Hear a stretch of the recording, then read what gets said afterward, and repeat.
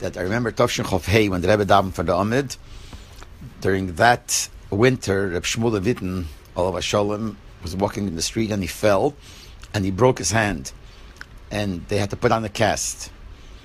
Later on, when things were better, I just don't remember if it wasn't the cast was taken off or when he felt better. Anyway, when he felt that it's time for him to bench Gomel, he asked the Rebbe if he should bench Gomel or not. Now that I didn't see, because that I don't know how he asked, whether he asked through Maskiros or whatever, but he asked the Rebbe, that was known. He asked the Rebbe whether he should bench Gomel because it was only that he broke his hand. It wasn't life-threatening, so he asked the Rebbe, should he bench Gomel or not? I am assuming that the question is because since he was an older man, maybe if you fall and you break your hand, it's very possible Chas v'Shalom worse could have happened. But anyway, the shaila was, should he bench Gomel or not? And the Rebbe said, that was the answer that we heard before davening yet. We heard that the Rebbe said that punt now a bocher came from Eretz Yisrael, and the bocher is going to bench Gomel for his trip from Eretz Yisrael. But Mele, Reb Shmuel could ask him and he would be Yetze with his bracha. So it goes out of all Shaila. So the bocher will be Yetze him with the bracha of Gomel. The Pel Mamish, the bocher who came didn't know anything and he saw a minyan downstairs and he benched Gomel. So when they came to the Rebbe's minyan, there was nobody to bench Gomel. So I remember that Reb Shmuel went over and he benched Gomel himself. And as he walked away from the bima, he passed by where the Rebbe was standing, and I was standing not far, pretty close.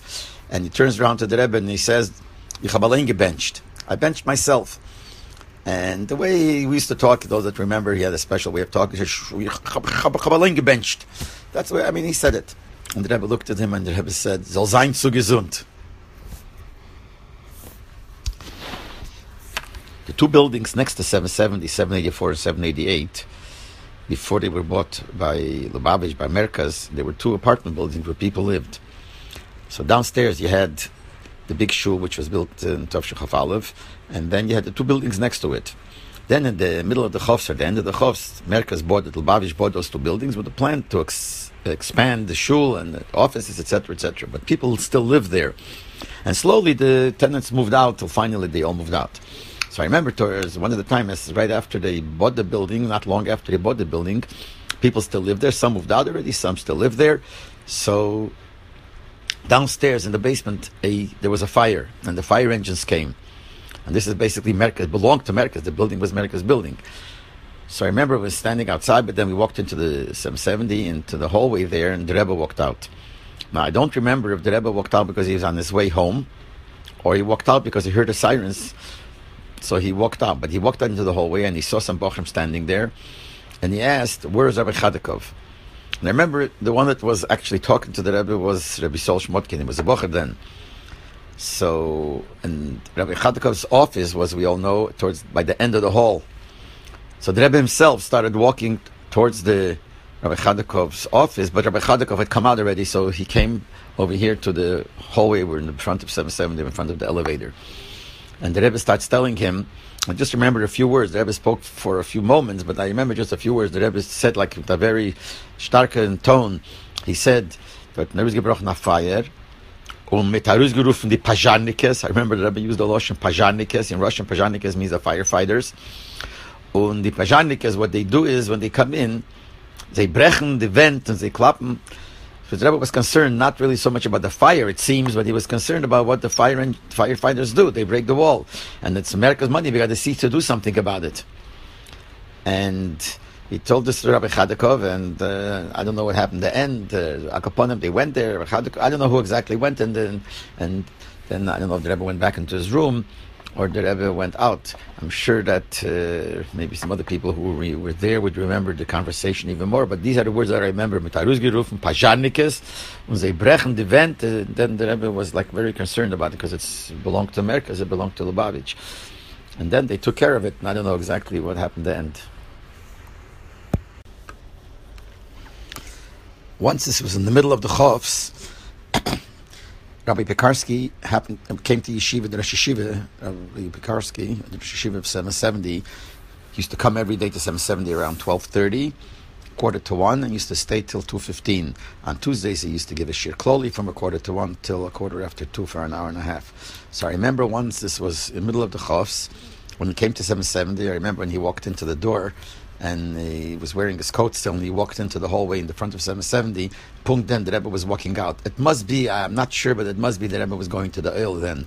So around 12:30, 1:45, the Rebbe walked out, and the Rebbe met him in the hall. So I remember the Rebbe turns around to him, and I was standing not far from there, and I heard the Rebbe says to him, I want to ask you a shaila. Is there a din of leyigesh by a matone? Which means like this, if you lend someone money, you're not allowed to nudge him that he should pay you. So the Rebbe asked, what is the din by a matone? If you expect a present from somebody, are you allowed to nudge him? In other words, are you ever on leyigesh?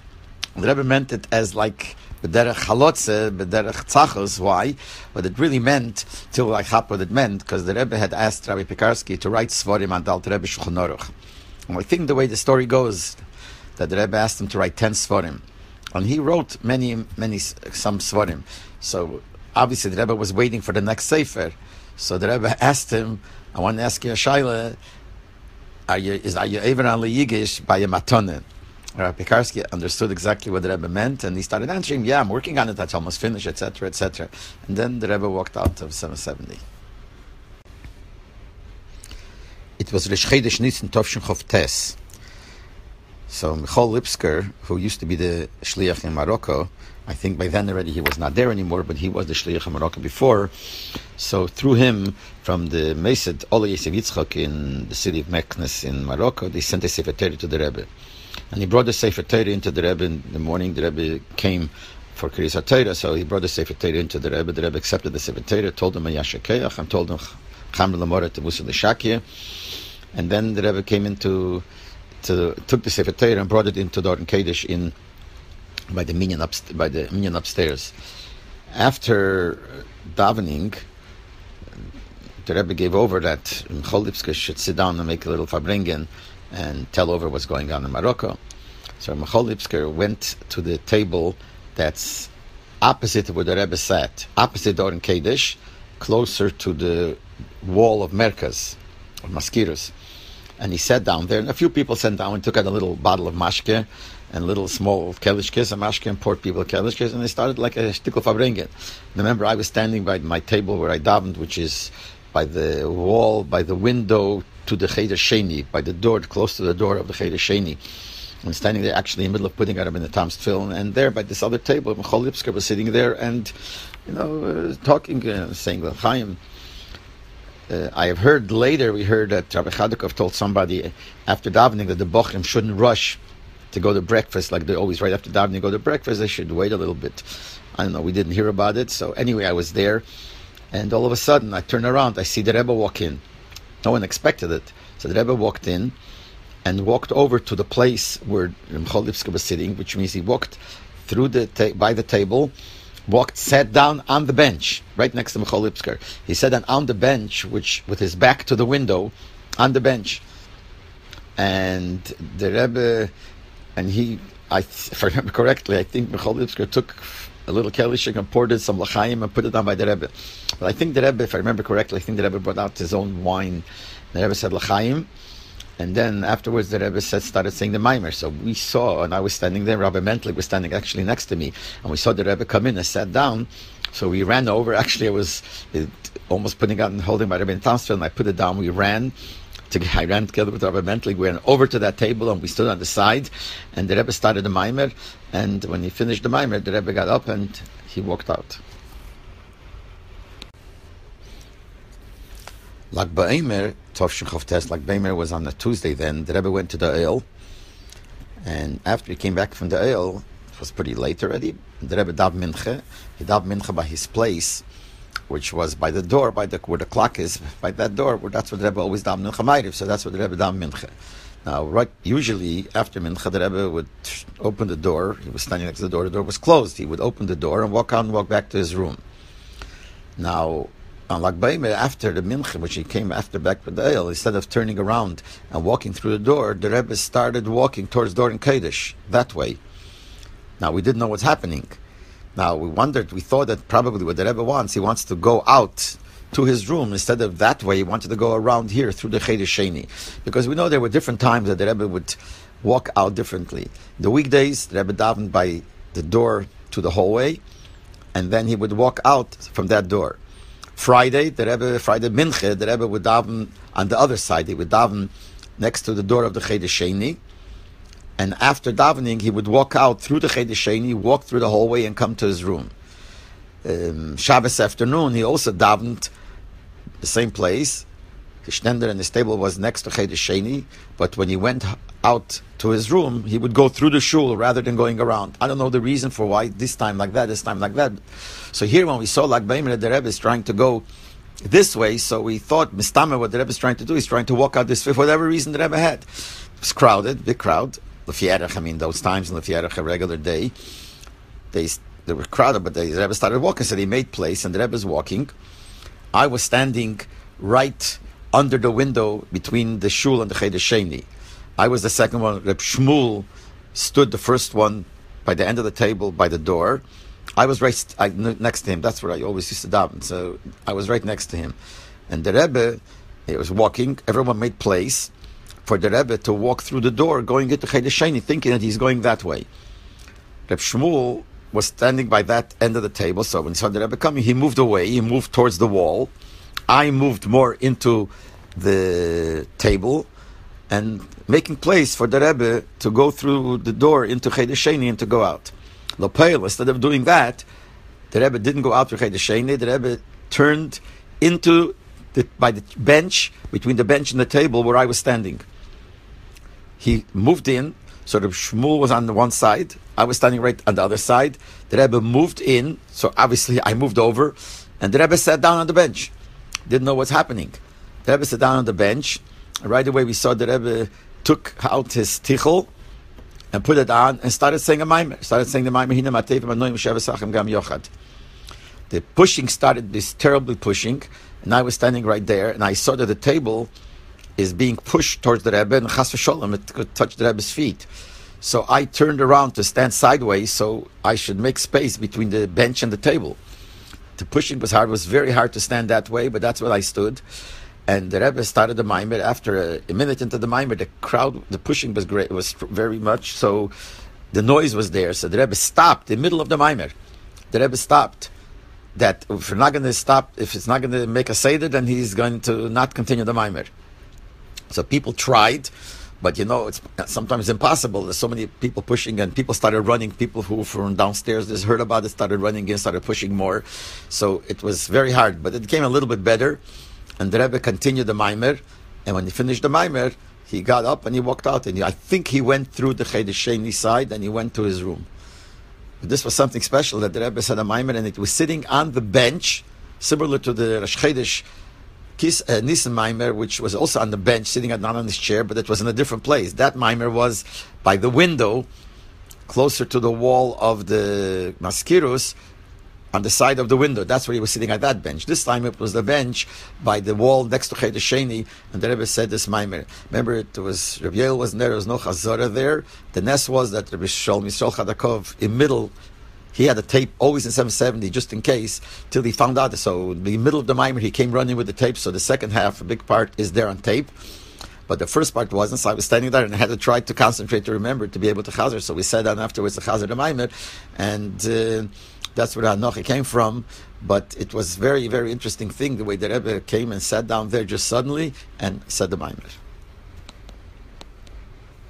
Chof Ov, Tovshin Chof Gimel, that year, Chof Ov Gimel on Shabbos.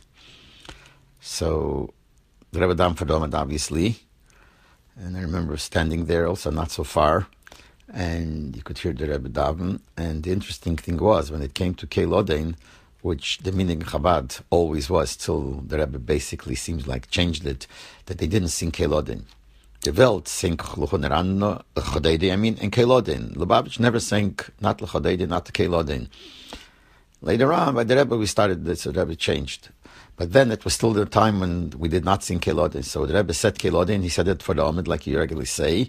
Then, all of a sudden, when it came to the words from Pe'er v'Choved, it was mamish so interesting that the Rebbe, all of a sudden, when he had to say the words, instead of saying it stam, he started singing with Shamil's Nigen.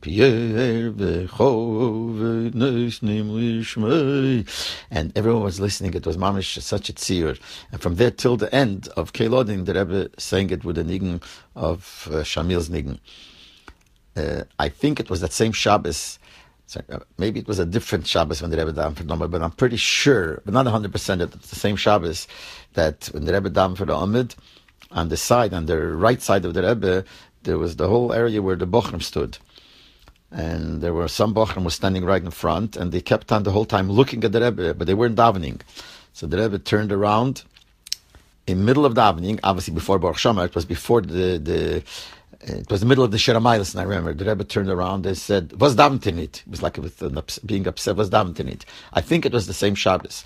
But then I also remember that later on, before Mincha, the Rebbe did not get an aliyah for Mincha Bechlal. The Rebbe would get an aliyah Shabbos Maftir, and then to the Mincha he wouldn't get an aliyah. But I overheard the Gaboyim before Mincha. I remember Yechon Gordon with somebody else, I don't remember who it was, we're talking whether maybe since it's your side, the Rebbe has your side today, maybe you should give the Rebbe the aliyah for Mincha also. They didn't know because it's never didn't happen. So maybe it's something new. And so I remember I was standing there when they came to decide that they were going to give him, and the Rebbe standing by the Amid. When they came to Shlishi, they announced Yamid Adneinu Mereinu Rabbeinu. Remember, the Rebbe turned around, made with his hands, like put his hands up, like it was a simon. What is this? I mean, I don't think it was a taina, but like a wonder. And then the Rebbe went to the Aliyah, took the Aliyah. And I think from then on, every time it came out on Shabbos, Yortzeit, so the Rebbe got an Aliyah for Mincha. And then later it changed to the whole system the way it was later. But this was the first time, I think it was the first time that they gave the Rebbe an Aliyah to Mincha also, which means he had two Aliyahs in the same day. Now, I don't know what happened years before, but from the way I overheard them talking about it, it seems like it was a Dvar Chidush that they were planning to do. And this happened on the same day, that was Chofa of Tovshin Chov Gimel. The first time my father took me to the Rebbe for Farbrengen was for Simchas Torah, Tovshin Chai, Tovshin Yud Ches. It's not the first time I saw the Rebbe. We were in Yechidus, Tovshin Yud Gimel. Our family came from France. After the war, they were in France for a few years, and then they moved to America, and the joint sent them to Cleveland, but they stopped in New York, and they went into Yechidus. This was El Tovshin Yud Gimel. So I was part of that Yechidus as a kid. Actually, at that Yechidus, the Rebbe asked me if I could say Shema, and I actually knew how to say Shema, but I was a kid, I was embarrassed, so I didn't say the Shema. And I heard later that same night another family went in, also it came from Europe, and the Rebbe also asked the kid to say Shema, and he did, and the Rebbe gave him a silver dollar, so I really felt very bad, but there's nothing I could do about it. But that was the Yechidus. But for Farbrengen, my father took me for Simchas Torah Tovshin Yud Ches. So we were there, Hishana Rabbo. So after davening, the Rebbe gave out lekach. Like the Rebbe would always give out lekach to the orchim who weren't there at Yom Kippur, so he would give them lekach on Hishana Rabbo. The Rebbe would give the lekach standing by his sukkah. His sukkah was not where it's now, where it's in front of 770. It was in the back of 770.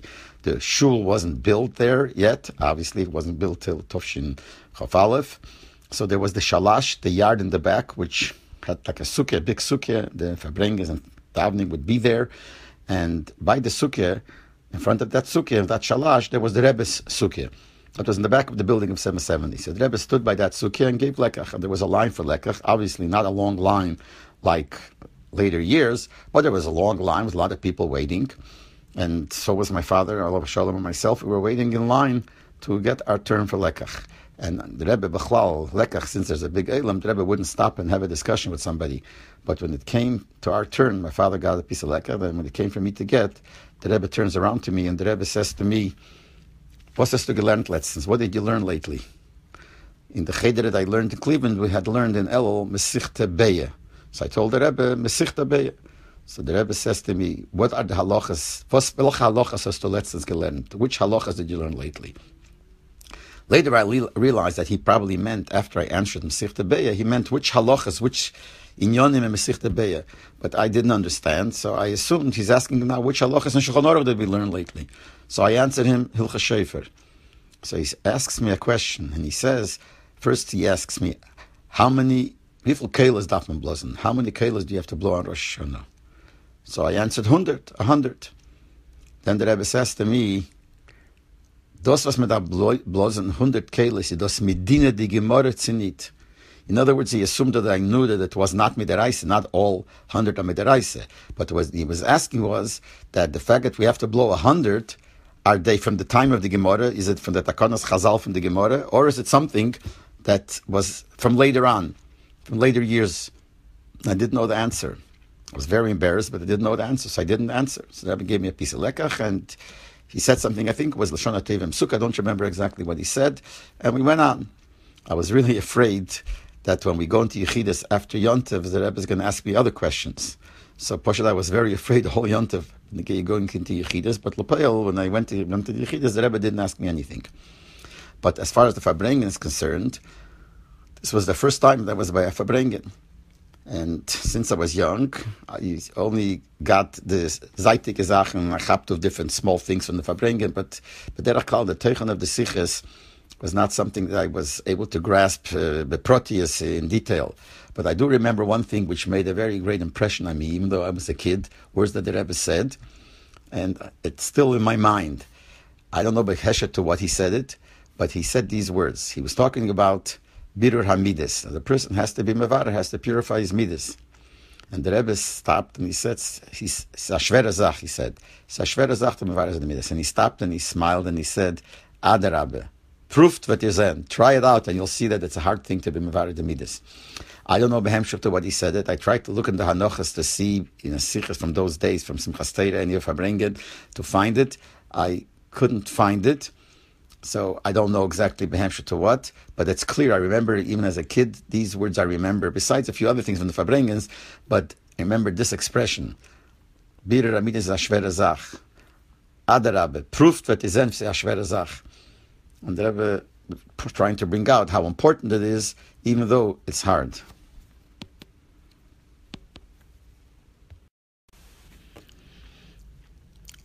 Farbrengen of Simchas Torah Tovshin Chai, that was the famous Farbrengen that has to do with the known Simchas Torah of Kalt and Shmutzig. That time Simchas Torah was Thursday and Friday, and then there was Shabbos. So Shabbos was Shabbos Breishis. Shabbos Breishis, two Farbrengens. There's Farbrengen in the morning, and then there's Farbrengen in the evening, towards the evening. The big Simchas Torah Farbrengen, which in such a kvias was always Shabbos Breishis. So in the Farbrengen of the morning, that's when the Rebbe spoke about Kalt and Shmutzig. What happened was that it was raining a lot, and in the Sukkah, which that's where was the place where Hakofis was, that's the place where they davened. Upstairs was the small shul, it was small. So downstairs they had what they called the Shalash, which was the big yard, which is really a Sukkah. And Sukkah, it was Chach on top, but other times of the year, on top of the Schach, they would put on a big canvas, and that would protect, and the Rebbe would farbring there. There are a lot of holes in the canvas. You can imagine it wasn't. So there were holes in the canvas, and it was raining, and it rained downstairs, and it got full of blotter, full of dirt, of mud downstairs. So normally they would daven there. And the Rebbe said, he expected to daven there, but when he went out, the Gabbai was standing there, and asked them, where are we going to daven? The Rebbe hoped they stay downstairs, and the Gabbai said, as wir daven eben in shul, weil unten ist kalt und schmutzig, because downstairs it's cold and dirty. So they davened upstairs, but then Lepel, the Farbrengen, was all downstairs. But I can remember one of the Farbrengens, I was a kid, but I remember one of the Farbrengens, the Rebbe walked out, the Rebbe had to walk on the benches. It was mud on the floor, so they made the benches where the people stood, that they cleared it, and when the Rebbe walked out from the Shalash, from the Farbrengen, he walked out on the benches, he was walking on the benches. So by the Farbrengen, Shabbos Breishis, the first Farbrengen, the Rebbe, middle of the Farbrengen, spoke about it. And he said that based on what Hashem word, that everything you see or you hear is Ahira and Aveda. So when the Shliach came and he said, as Sikalt Nishmutzig, that means it's a Shliach Milmailo. That means that it's noch als kalt and schmutzig, it's still cold and dirty. And he went on crying. I remember crying bitterly. As a kid, I remember it was crying. He even cried so much that he put his head down on the table. And he said that it's already after Elul and after Rosh Hashanah and after Aseres and Mitshuva and Yom Kippur and Daled Yom ben Yom Kippur, the Sukkos and Chalamed and Shana Rabbah. It was noch als kalt and schmutzig, and still kalt and schmutzig. And he explained what kalt and schmutzig is. And it bothered him so much that this is a hero milmaila. And this was the famous Farbrengen of the Kalt and Shmutzig. A few years later, this was Tovshin Chov Gimel. See, the first one was Tovshin Chai. This was Tovshin Chov Gimel, which is 5 years later. The Kislev was Sunday. Shabbos was Chai Kislev. And I remember it wasn't sure there would be a Farbrengen even. But right before Shabbos, the electricity went out, which meant that there is no electricity, so it's dark. And also, it's cold. downstairs was very cold. This was already in the shul. There was not the shalaz, the shul, so they had heating, but there was no electricity, so there was no heat. So Friday night, when it came to come down, so the Gabbai, the same Gabbai, Rebbe Yochanan Gordon, stood there and told the Rebbe that we can't daven downstairs, but unten is kalt und finster. It's cold and dark. The Rebbe didn't say anything, went davened upstairs. I remember even Shachris was upstairs. Imagine Tovshin Chav Gimel, even though it wasn't a crowd like years later, obviously, but there was still already a big crowd to be able to daven. The Rebbe's minyan should be upstairs, but that's what was Rebbe's minyan's upstairs, and no one knew if there'd be a fabrengen or not.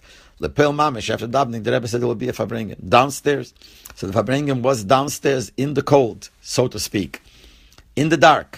The Rebbe came down the fabrengen. I'm pretty sure that the Rebbe came down with a coat over his shoulders. I don't remember. I think so. Came down, and there was a regular fabrengen, and it was in the dark, but it wasn't that dark because behind the Rebbe those years were the windows. So some light came in through the windows, and the Rebbe fabrenged, and towards the end of the fabrengen, the Rebbe told the story of this person who didn't know anything, but was learning Tzenorena, and at Tzenorena he learned the parshas of Vayeshev about the sale of Yosef. They sold Yosef. His brother sold Yosef. So when he was learning it, reading it, he felt so bad, he started crying. He was saying, is there such a thing doing to Yosef? Then came next year, and he read the story again. This time he wasn't crying. And they asked him why. So he said, now I have no Rahmanis on you. You remember from last year what happened. Well, was kriegst du weiter? Why are you going again? So the Rebbe used this, that since already this is the second time. The first time, Tov Shin Chai, he got nispol from this. Now he doesn't get nispol from this. But he still spoke about it. And then, after the Fabrengen, the Rebbe said, we're davening mincha down here. Always, those years, even later years, after the Fabrengen, the Rebbe would go out of the zal, out of the shul, go upstairs to his room, and a few minutes later would come out upstairs. They would daven mincha upstairs after the Fabrengen. The very later years, it started that they daven downstairs straight after the Fabrengen. But those years, the Rebbe would leave the Fabrengen, go to his room, and then daven upstairs. This time, the Rebbe said, Bedavke, we're staying here, we're not going upstairs, we're going to daven mincha down here, which means davening mincha in the dark, in the cold, so to speak. And the Rebbe did the davke to show as a vertnish and spol from them. The Peil Motzei Shabbos, they fixed the electricity, and the next night was a fabrengen, and everything was seder.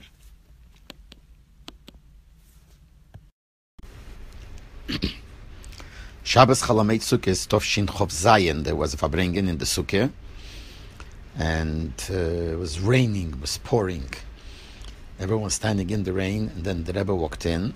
He walked in with his coat over his shoulder, and when he sat down, he just moved his shoulders and threw the coat back, and the coat fell back on the back of the chair. And then the Rebbe made Kiddush. And I watched, and I saw the Rebbe made Kiddush, and it was very clear and obvious that he also made a Leisha Basukah. The fact that we sit in the sukkah during the rain, it says, the Rebbe brings it in the Sichas, that from the Mukasher writes that Talmid from Baal Shem Tavan, Talmid, they all ate in the sukkah even in the rain. But to make a brocha leisha basukah, that's already another darge. It was never clear, do we make a brocha, don't we make a brocha? But then for sure, the Rebbe, I saw the Rebbe made the brocha leisha basukah. And the reason probably is because the only reason you're potter is because you're a mitztayer. But if you're not a mitztayer, it doesn't bother you, because the mitzvah of sukkah is so great that it doesn't bother you, it's raining, then you're chayiv b'sukkah. If you're chayiv, you have to make a bracha. Someone might ask, maybe bottle daite itzel kol adam, most people are mitztayer, so if one person is not mitztayer, it doesn't change the fact that this is a tzar. So obviously, in this inyan, it's not just one person. In this inyan, it's all the chassidim. I guess certainly all the Lubavitchers are not mitztayer, because the mitzvah of sukkah is so great that there's a bigger tzar sitting in the house on sukkahs than sitting in the rain. I don't know, this is just asbara, but Lepel Mamish, the Rebbe actually made, in a way that everyone could see, he made a Leisha Basukah.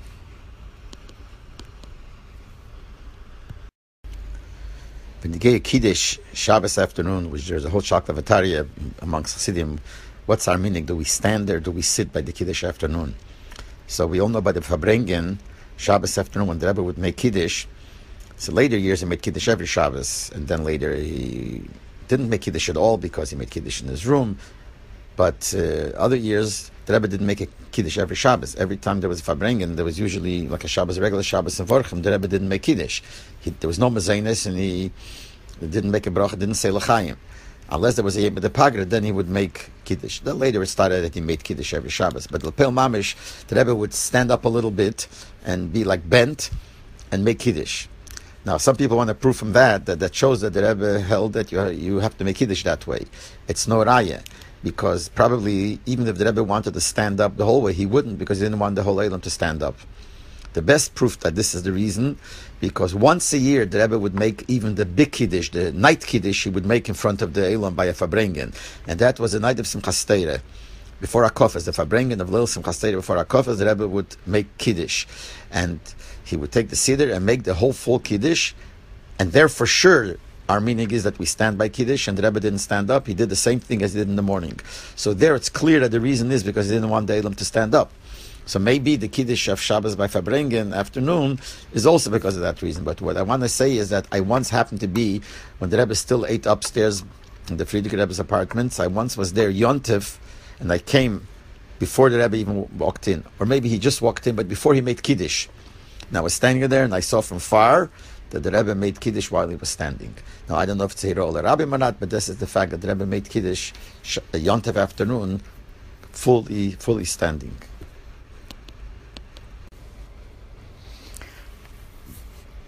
By Farbrengen, there were certain hanhogas that you were able to see which have a shaykhs to halacha that are not so common.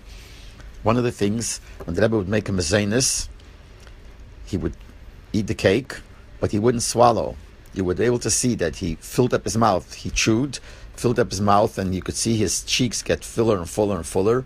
And it looks like that after his mouth had a full kazayis, that's when he swallowed it. In other words, he didn't take bites and bites, because al pidin, as long as you eat the kazayis, b'chdei achilas pras, that is called eating the kazayis. But he would eat, fill up his mouth, and not swallow, and wait till the whole kazayis was there. That's one thing, l'moshel. And there's another example I'm just thinking now, is that the Rebbe would wash by the Yontif Dike Farbrenges, and then he would do mayim achreinim. So Rabbi Mentlik would pour the water and give him the mayim achreinim. The Rebbe, before he would wash mayim achreinim with the water, he would pour off a drop. Just like it says that before you drink water, you should pour off a drop, and that the Rebbe always did.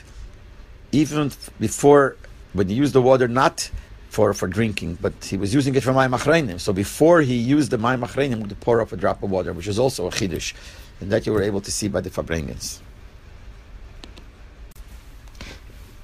I'd like to describe a little bit the Farbrengen of Simchas Torah, Yom Simchas Torah Tovshin Chov Beis. But before I get to it, I want to give a little background. Rebbe Kechein came out of Russia Tishrei time, Elul time, or Tishrei time, Tovshin Chov Aleph. He came to Eretz Yisrael. A year later, for Tishrei Tovshin Chov Beis, he came to America, he came to the Rebbe. And when he came, he was wearing his casquette. By the time it came to Simchas Torah, he already had bought a hat, and he was wearing a hat by the Farbrengen. Now, by the Farbrengen, the Rebbe, I guess it's because of him, the Rebbe spoke up the Russisch Eden. The Rebbe, he came up to the Farbrengen, came up to the Rebbe by the Farbrengen with a bottle of mashke 690 from the Russisch Eden. I guess he brought it from Russia, and he kept it for the whole year, and he brought it to the Rebbe. And as the Seder was, when someone brought a bottle of mashke to the Rebbe would pour a little bit into his kos, and then pour into the person's kos, and give the person the bottle and tell him to distribute it among the people. Same thing here, the Rebbe took the bottle, poured into his cup, but this time he didn't pour in a little bit, he filled up the kos, and then he poured a little bit to Rebbe Kechein's kos, and he gave it back to him, and he said distribute it. As he walked away, the Rebbe took the becher and drank up the whole kos of 690. And then the Rebbe motioned that he should come back. He came back, and the Rebbe stuck out his becher and asked him to fill it up, and he filled up the Rebbe's becher again with 690, a full becher, and the Rebbe drank up the whole becher again. And I'm pretty sure that he did it a third time. And then he sat down. The Rebbe turned around and asked him, "Wo is euer casket?" So he said, I guess he said, in the house, I think. So the Rebbe said, you should wear your casket. And he told him to take off his hat. And he said, where's the casket? So he told him to go to get it. And he sent, I think, his son, Motel Chain, went to bring the casket. He left, and the Rebbe told him to take off his hat. So he was sitting without his hat. So he was sitting down, amongst the people. And I guess he felt very uncomfortable sitting in front of the Rebbe without a hat. And the Rebbe noticed it. So the Rebbe took a napkin and threw it to him. And he said to him, this lashon, Natach an Amerikaner Makif. And he took the napkin and he put the napkin over his head. So he had shnei makifim, he had his yarmulke and he had the napkin. And the Rebbe started talking about the Rosh Hashanah. It was behemshech, I guess, over the mashke that he brought. And the Rebbe started talking about the Rosh Hashanah. That was after the Rebbe drank a few beches of Zeks and Neinzige with great hisrakshus. And Samalach Nafshi, he's saying, and he spoke about the Rosh Hashanah. The Violet, the Elter Chassidim, Reb Shmuel and Rabbi Rifkin stood next to the Rebbe, saw that the Rebbe took mashke. They wanted to stop the Rebbe from drinking for the Rebbe's benefit, for the Rebbe's health. And I remember the tziyur that they were standing on both sides, and the Rebbe couldn't hear from far what the Rebbe was saying to them, but the Rebbe was like arguing with them, and then Rashag started climbing on the table to say something to the Rebbe, or to say something to them. And when the Rebbe saw him, the Rebbe turned around to him and he said, "Was der Rakshike Rav zogt weiß ich nicht, was Rabbi Rifkin zogt weiß allein nicht, was zogt ihr, was wilt ihr?" So Rashag obviously moved back. He said later he wanted to push them away, tell them to leave. I don't know, whatever. And the Rebbe told him to sing in the Gunim. He told him to sing, I think that's Samalach Nafshi. Then he Shir Samecha for a long time. The Rebbe stood up and making with his hands like never before, singing the Nigam Shir Samecha. And when he finished singing, they said the Rebbe sitting down. The Rebbe started talking while he was standing by the Fabrengen, which is a seldom thing. He should stand by the Fabrengen and talk. And what he was saying was that he's saying that since there's a minyan here, and we're able to make a psak din, we shall machen a psak din, as the Russische Eden soll nach Rusgehen for Russland. We should pasken that the Eibishter should make, and the Rebbe was saying it with such israkshus and crying. Then the Rebbe sat down, and the Rebbe said that whoever wants to bring over a bottle of mashke and ask for a bracha could do it. So imagine people took advantage and people started running, trying to get bottles of mashke, and people brought to the Rebbe bottles of mashke. And the Rebbe would, every time a person brought a bottle of mashke, the Rebbe opened, poured a little bit into his cup, poured into the other person, but instead of giving it back to the person, the Rebbe put it on the table. And by everybody like that. So when you looked around, the table got so full, the whole table of the Rebbe was full of bottles of mashke, because the Rebbe didn't give it back. But besides that, the Rebbe would speak to every person who came over and ask him something. There are some people who told me later that they regretted walking over, because one person, Lamoshel, was standing next to me. He walked over to the Rebbe with the bottle of mashke, and I was able to hear. And he gave the Rebbe, and the Rebbe gave him the mashke, and the Rebbe says to him, "Du hast a shir in lernen." You have a shir in learning. And the person was quiet. And the Rebbe said, "Ha? And this happened to many people. And it was the Rebbe was very, very bisakshus. And then, when it finished, the Rebbe started talking, and he said a sicha, and he said b'negei learning. And this is part of what I remember, the Lashon where he said, Mstamitz in the Hanochas. So the Rebbe said, and he spoke like a person who, after he drank mashke, says, zu mir rein, ein junger Mann auf Yechidus. A younger man went into me and Yechidus. Was Yechidus is the Teich, as ein Yechidus Nefesh, Retzach, durch mit another Yechidus Nefesh. One Yechidus Nefesh is discussing something with another Yechidus Nefesh. And the Rebbe said, I asked him, does he have a shir in learning? And he said no. And the Rebbe went on and on to talk about it. How is it possible such a thing? You shouldn't have a shir in learning. And the time went on, because it's a long time, the singing and all this happened. And then, after all this, let's call it commotion, was over, because it was such noise and such commotion, after all that, I saw with my own eyes, I witnessed this. The Rebbe, with his hand, made like a simon over his forehead, took his hand over his forehead, and started talking. And he spoke, a inyan nigle, poshet pilpul nige for the kinder's Torah. And he spoke for a very long time. I don't remember, it was 45 minutes or an hour, a long inyan nigle, with closed eyes the whole time. And I saw it poshet by making over his forehead with his hand, that changed. Till then he was like speaking like a person after mashke. It was different, like the story of the Samach Tzedek, that he took a lot of mashke, but then when he did that, then it was like nothing. So they asked him how. So he said, the Gemara says that yain kosher pachat mefige. If you drink strong wine, then if you get scared, it sobers you up. So he said, I was misbeina for a second in godless Hashem, and I got yira shamayim yira, so pachat mefige, so I got rid of it. But the Rebbe, I saw it kipshute. And that after the Sikha, like nothing happened. After this long Sikha, they benched, and then there was Ma'ariv and Kosher Brocha. It's like regular, like nothing happened. But the Farbrengen was so long, it started around 6 or 6:30. When we finished with Kosher Brocha and we walked out, it was 7 o'clock in the morning, with was full light after the Farbrengen. This is the Farbrengen that lasted close to 13 hours. This was Simchas Torah Tov Shin Chav Beis.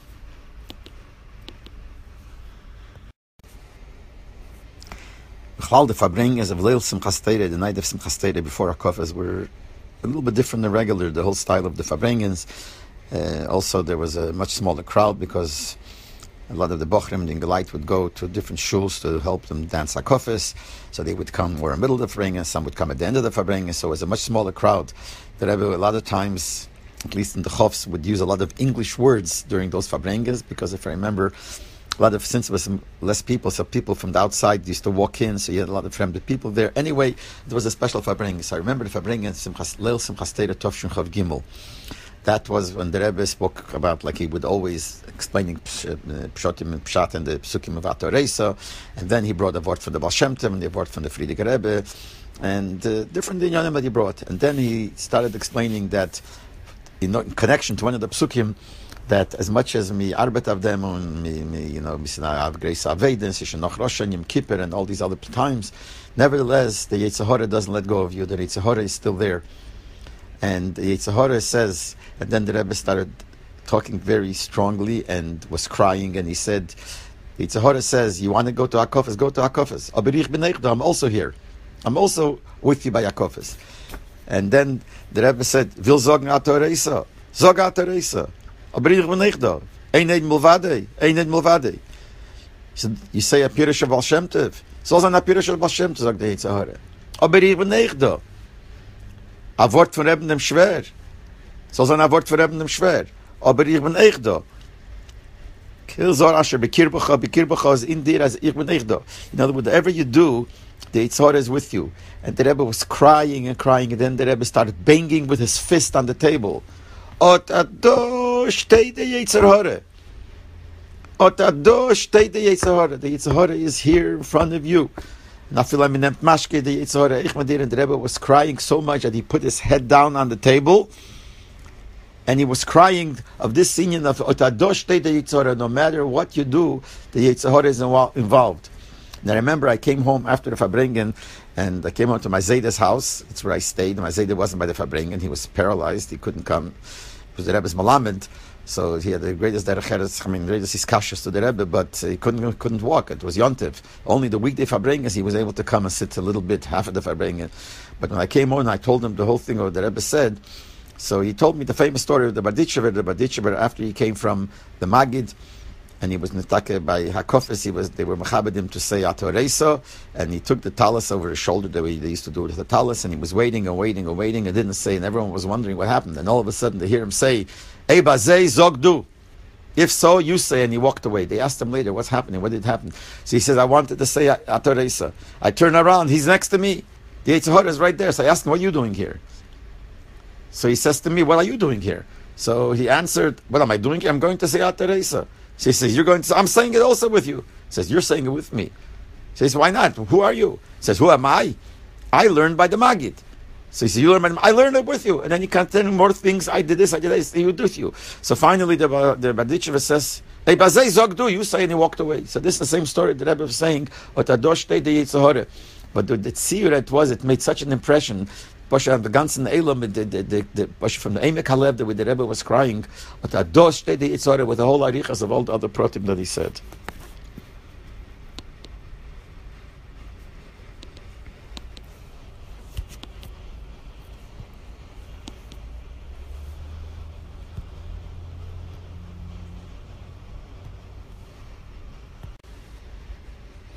After the Farbrengen of Leil Simchas Torah Tov Shin Chav Gimel, then the Rebbe afterwards had to wear Hakofes, and after Hakofes he went to eat the Sudas Yontiv upstairs, and then he came down to teach the Nun Nigen. As we all know, he taught the Nun Nigen every year. Those years that he taught the Nigen, he taught it after the meal that he ate after Hakofes, which was early Fartog. He used to give out mashke for those that took upon themselves a hisof and limud Chassidus, and then he would teach the Nun Nigen, and usually he would say a few words and explain what the Nigen is about. So here the Rebbe taught the Nigen of Stav Yapitu, which is a very, very hard nigun. And the words are hard and the nigun is hard. Actually, after Yontev, the maskiros gave out a zettel with the words in Hebrew letters with nekudis, which they said them was written by the Rebbe himself. They didn't give out the Rebbe's ksab, but they said that the Rebbe wrote it. I don't know. And from there, people knew the words because it's not Russian. It's not from Ukraine. It's a very hard, and the nigun was hard. And the Rebbe taught the nigun and explained the technique of the nigun. And he said that tomorrow by the Fabrengen of Yom Simchas Torah, he's going to explain the nigun even more. So when it came to Yom Simchas Torah, with the Seder was many times that the Rebbe would himself sing over the new nigun. Those years he taught the new nigun, so the next night he would sing it over himself and ask someone to repeat it, like some to Rebbe Yoel, or he asked Ramesh Tolashevsky, and then the Rebbe would explain and talk about it. So here also, and the Rebbe, when he explained that, he sang the nigun himself. So the tzira was that the Rebbe started singing. He stopped when he came to the words, Oy chesh bein tzedek odavati. So what the Rebbe did was, he came to the words, Oy chesh bein tzedek, and he stopped, and he pointed at himself and said, Das meint memir, and then with his finger he pointed at the left side undir, and then the middle undir, and then the right side undir. In other words, he meant to say that it goes on everybody. The pale, he happened to point at different three people. But as much as he pointed at them, the Rebbe pointed at himself also. Das meint memir, undir, undir, undir. That this whole idea of cheshbon tzedek, and then the Rebbe explained what this means, that the whole nigun, what the nigun is all about.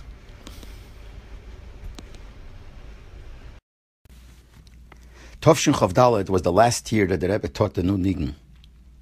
And this is how it happened. We know that the Rebbe would teach the nigun on Simchas Torah morning after he finished his Sudas Yontev in the apartment of the Frierdiker Rebbe, which came after Hakofes, which came after the Fabrengen. And really, when the Rebbe taught the new nigun, he didn't come down again after the meal to teach the new nigun be'etzem. He came down to give out mashke, distribute mashke to people who accepted upon themselves a heisofa in Limud Chassidus. A heisofa, in addition, that this year they're going to learn more Chassidus. And while the Rebbe was distributing the mashke, he would also teach a new nigun at the time. So Tovshim Chodalev, when the Rebbe came down after the meal upstairs, which was early, very late in the night, early morning already, and the Rebbe came down and he looked around and he saw the line that formed to get the mashke. So the Rebbe said that the whole idea of giving out the mashke is only for those who take a hisofa and learning chassidus. So therefore, and he saw that in the line there were also children. So he said, I see that there are people here that were not accepting the hisofa. There are children there too. So I'm announcing again that I'm saying that this is only for those who kept their promise from last year and accept upon themselves to have a hisofa this year, but not for other people. And the Rebbe said, unfortunately, it became like koshel. He didn't say the word, I don't think he said the word koshel bracha, but it became that this is like distributing mashke to everybody. And you saw that the Rebbe was upset for what happened. And the Rebbe started giving out the mashke, and the line was moving. And during the giving of the mashke, the Rebbe taught the new nigun. The new nigun was Kiona Amecho. Years earlier, he taught another Kiona Amecho, but now he taught the second Kiona Amecho. And he said that even though we already taught a nigun of Kiona Amecho, but this is another nigun, and he explained that the other one was connected to Avedis HaTzadikim, but this one is connected to Avedis HaBalei Tshuva. And he said that's why the nigun is a nigun that shows akshonis, shows like stubbornness. Because when you sing the nigun, Kiyo nu Amecho, it shows stubbornness, it's in of a Baal Tshuva. And the Rebbe asked, I don't remember who, Rebbe Yoel or Moshe Tolashevsky, to say or sing over the nigun like he always did. And he was continuing to give out the mashke. But he looked around and he saw that nothing changed. There were still children in the line, and no one basically did anything, and he expected someone to do something. So the Rebbe said, didn't we make up that only people who take a sof and chassidus should stand in line, should accept mashke? And I see it's not like that. So therefore the Rebbe said, I am stopping in 15 minutes. He looked at the clock, and the clock was 1:45, and I don't remember if it was 5:45 or 6:45. And the Rebbe said, in 15 minutes, I'm going to stop. And then the Rebbe added, und jetzt wird man sehen, was wird sein mit die, was warten allemal bis ins Sof. Now we'll see, he said a Loshen, jetzt wird man sehen, was wird sein mit die alle Chachomim, was warten bis allemal bis ins Sof. What will be those smart Alex that always wait till the end? Which means, by Koshel Brocha, there were people that waited till the end, and then they would run over to the Rebbe. It looks like the Rebbe was annoyed. So he said these words. And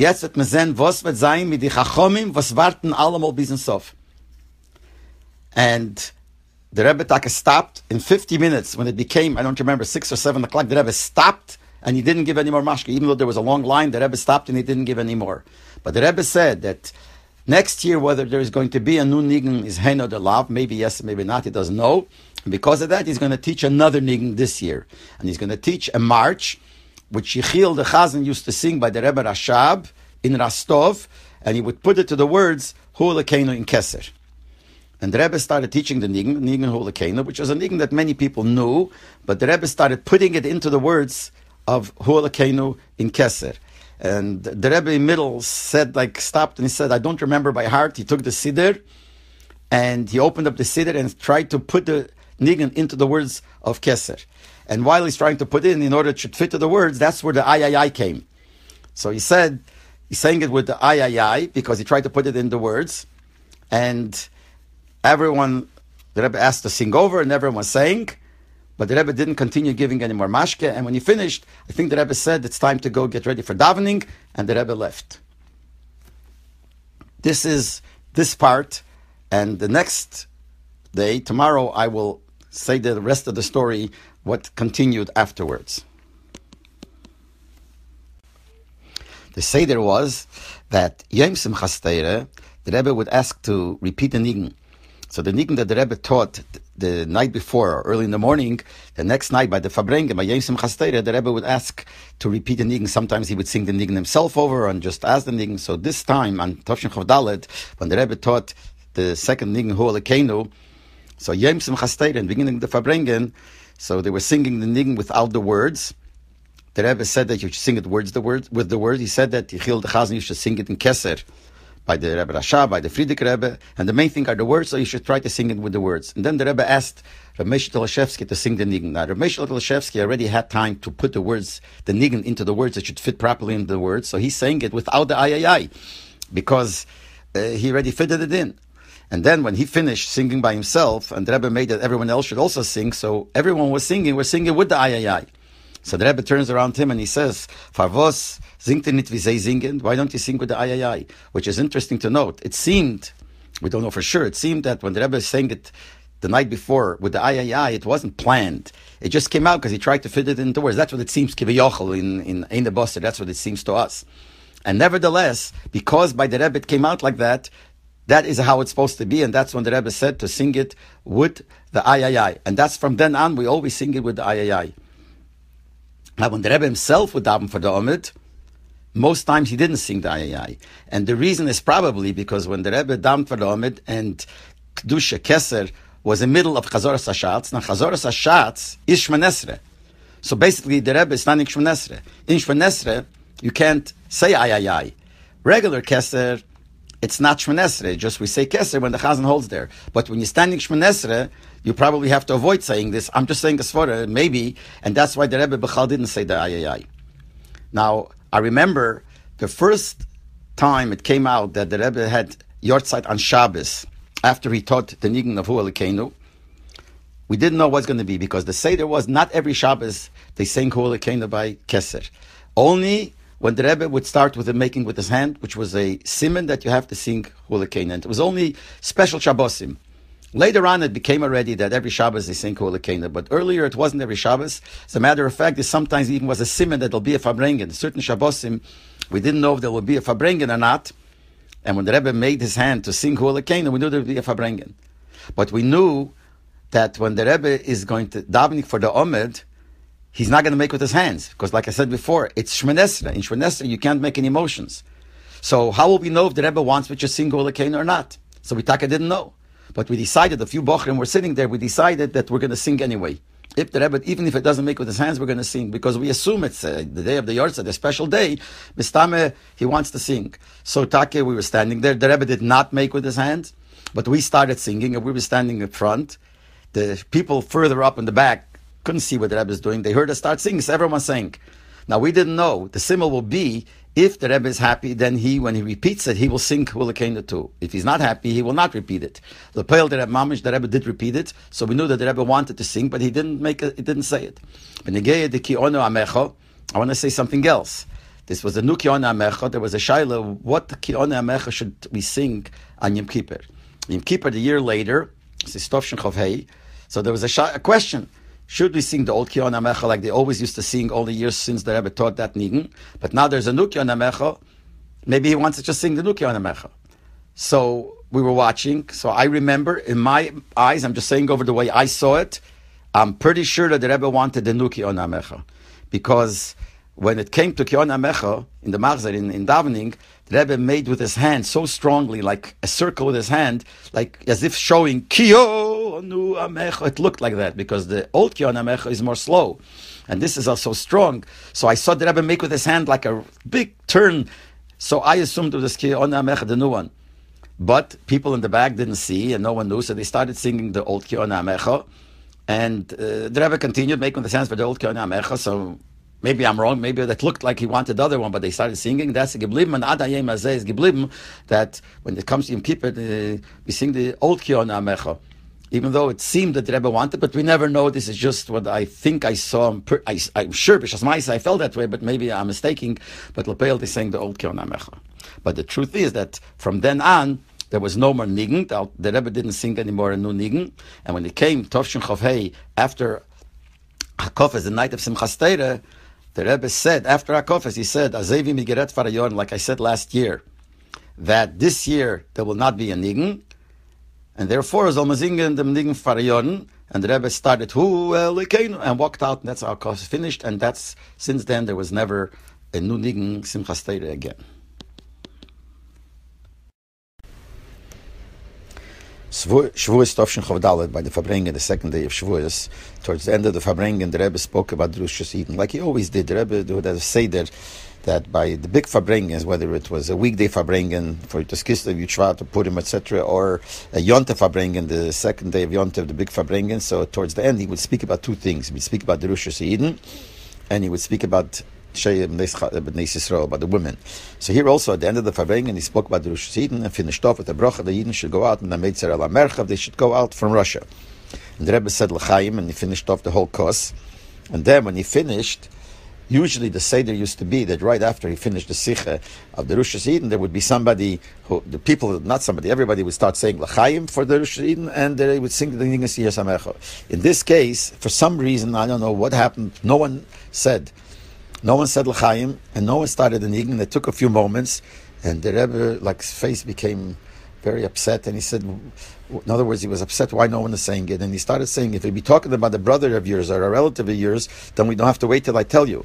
Now we're negated to a whole klal, so no one cares about it. So now people caught on what he's saying, so they started singing Yeshir Samecha, but the Rebbe did not like it, because this was Shem Mizog Gilatet. It was patched up. He didn't like it. And the Rebbe, being so upset, started singing to himself. You could see out of his marmaris, he was so verbittered from what happened, and he started singing this nigun. Now, there are some people in the crowd who know of Seichel, didn't understand that the Rebbe is he's giving out his frustration. So what did they do? They started helping him. Like sometimes the Rebbe would start a nigun, the people would continue singing. So they started helping him. So the Rebbe got like upset about that itself, and he took the napkin that was laying on the table and he threw the napkin down on the table. And while he did that, it was such a strong motion that it tipped over the becher, and the becher tipped over, and it was more or less empty, but it tipped over and it fell. And then the Rebbe started saying, with such israkshas, he started saying, tomorrow you're going to come and talk about sending papers to a brother or a relative. That's what you're going to care. And now, when there's such a Yisraelis, and now you could have caused that 2.5 million Yidden will be able to go out, and now we're saying L'chaim, no one cares. It looked like it was Mamash Eis Rotz and Mumayla that they were able to do it, and no one cares. And he went on and he said, they think about other things that Tzabei and Kesef Azov. Then there was one person that started saying L'chaim, and the Rebbe said to him, when it comes to Kiddush, then you make Kiddush on a full cup of mashke. And now we're talking about the Rosh Hashanah, you're Yetzer with a little cup of mashke, and the Rebbe was very, you could see he was very upset. Then he said, is there any child here under bar mitzvah? Because to them I can't have any tightness. And he brought a child, and they started singing Hishir Samecha, and other children started helping him, and the Rebbe started singing with them, and you could see that the Rebbe was in a very great dveikus. It was a very, very serious moment by the Rebbe. He was very, very upset. And then the Rebbe said things which I think they didn't even put into Hanoche, so I don't know if I should even say it. The Rebbe said these words, Ya Rachmanes af mir and Rachmanes af eich. So Rachmanes af mir, vot afich vanem dem Benkel, schlach no beyat tishlach. Send somebody, soll kommen als Zweiter, he said, und soll sagen, wenn sie sagen L'chaim, wenn sie singen dem Nigen. Und Ja Rachmanes af eich, hot nicht von wem zu hören. And the Rebbe was very, and he said a few more words which at this moment I don't remember by heart. And the Rebbe was very b'yisrakshus. And then, but then when this was over, the Rebbe then right away benched, and Mamish, the ring was finished right away. He benched and then gave Dab Mairim and gave Kosher Broche. And I remember that the feeling by Hanash was so brochen of the way the Rebbe felt, and even using such schwere words. Why do I have to be the Votafich Vanem the Benkel? I mean, never heard. And I remember I heard the next morning from Rabbi Rothstein, who was one of the Rebbe's secretaries, and he was a real smart person. He was Uismensch. He said, who knows what the Rebbe is going to do now?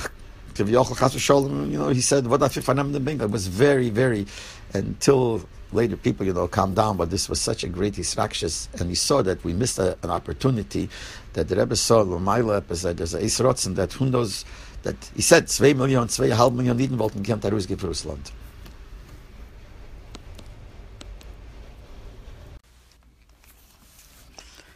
In the Kutas Sichas Chelik Yud, there is in Parsha Teldes, the first Sikh of the Parsha Teldes, after the Sikh is printed, then there is a Heisofe to Omet 75, to the second Ha'orah, which means to the Shule Agilion of Ha'orah 31, and it's in a different font. It's not 2 columns, it's 1 column, and it's smaller words. It's completely different. I just want to explain the background of where this comes from, how it happened. So let me start all the way from the beginning. I heard from somebody once that the Rebbe told him on Yechidus, or he heard from somebody else who the Rebbe told on Yechidus. But basically, the Rebbe told somebody on Yechidus a word, which we don't have by Fabrengen. I never heard it by Fabrengen, never saw it in the letter. He gave me a remez to this minig that the Baal Shem Tov said that you have to say the Kapitel Tilim according to your age. If you're 13, you say Kapitel Yudalet, etc., etc. So the Rebbe gave him an interesting remez. The remez is that in Tilim, Kapitel Ayin Beis finishes off with the words Kolu Tfilis David ben Yishai. Kapitel Ayin Beis, the Kapitel 72, finishes off with the words that the Tfilis of David were finished, which means David said that when he finished, which means when he passed away. And this is Kapitel Ayin Beis. The Gemara says in Brochas that Kapitel Aleph and Kapitel Beis are really one Kapitel. So Be'emes Kapitel Ayin Beis is really Kapitel Ayin Aleph. David, when he passed away, he was 70 years old. So we see when he was 70 years old, he said Kapitel Ayin Aleph. So that's a remez that you have to say the Kapitel according to your age. So this person told this to me, so it sounded like a very good word, and the Rebbe said it. And I came over to Rebbe Yael and I said, this is a word that the Rebbe said, it's nowhere, it's going to get lost. So I think next time when you write in the Sikha, and he was writing the Kutas Sichas then, when it comes to an Inyan Sikha, which this meaning is mentioned, add this is a word from the Rebbe. Like sometimes, when the Rebbe there would be an Inyan in the Sikha, and the Rebbe in another time explained other protim, added things to it, they would put it in, even though it's not from that same Fabrengen. So here too, I said, please add it in. So Rabbi Yael tells me I'm afraid to do it because the Peil Mamish, Kapitel Aleph and Beis are considered 2 Kapitlach, so it doesn't fit to the way we have it. And if I put this in, the Rebbe is not going to like it. He's going to start asking, how did you write such a thing when it's only 2 Kapitlach, it's not Kapitel Ayin Aleph, it's Kapitel Ayin Beis. He doesn't want to write it because he doesn't want to basically start up, he said. The Peil, when it came to the other Sichas after Lamed Gimel, so then a group of us started writing the Sichas, and I was writing one Sicha, and this is in Parshas Teldes, in Chelik Yud, and this talks about, the Sicha talks about this Inyan, about there's an Inyan of the saying, the Rebbe is Masbir, why Kapitel Peyalev is connected to becoming 80 years old, so the Rebbe spoke about this. So I took the opportunity, and I wrote a little Ha'orah, taken from the Rebbe's words that the Rebbe said, when it says here that when you become to 80, you start saying Kapitel Peyalev, according to the meaning of the Baal Shem Tov that said that you have to say the Kapitel. And then I added a Shula Agilion to that Ha'orah, which the Ha'orah was stamped to say that this is the meaning of the Baal Shem Tov, this remez, that the remez from the Kapitel Ayin Beis. And the Sikha went in.